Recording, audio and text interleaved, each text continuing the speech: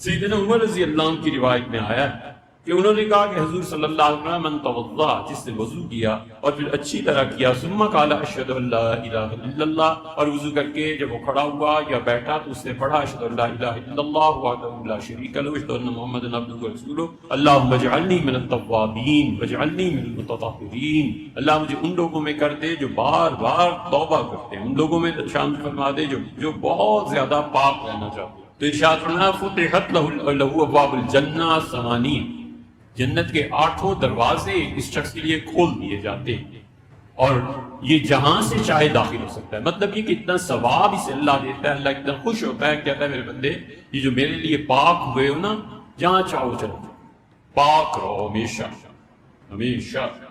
2 باتیں عرض کریں، یاد رکھو جو لوگ پاک نہیں نہ رہتے اور جن کی تنہائیاں پاک نہیں نہ ہوتی، اللہ عز و جل کی معرفت حرام ہے اس شخص۔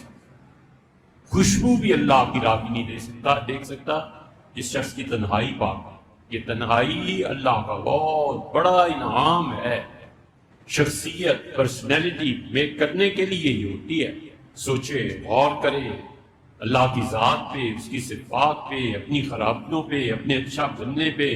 تنہائی خدا کا بہت بڑا انعام ہے، بشرطے کے پاک۔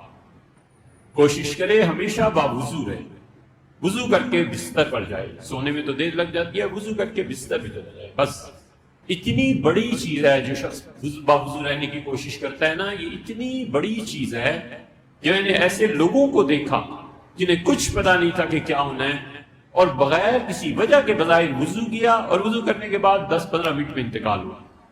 ہمیں بڑی حیرت ہوتی تھی، پھر کئی ایک سے پوچھا تو پھر اندازہ ہوا کہ یہ شخص باوضو رہتا تھا نا، یہ مرا بھی وضو پہ، اور جو وضو پہ مرتا ہے خدا پھر ایسے کرتا ہے نا جی، اس کے لیے پاک رہا ہے، اللہ بھی تو اس پہ مہربان۔ رسول اللہ صلی اللہ علیہ وسلم تم میں سے جو وضو کر کے مرا، اللہ قیامت میں اپنے حضور میں حاضری دربار میں ہوگی اور وہ باوضو پاک آدمی ہوگی۔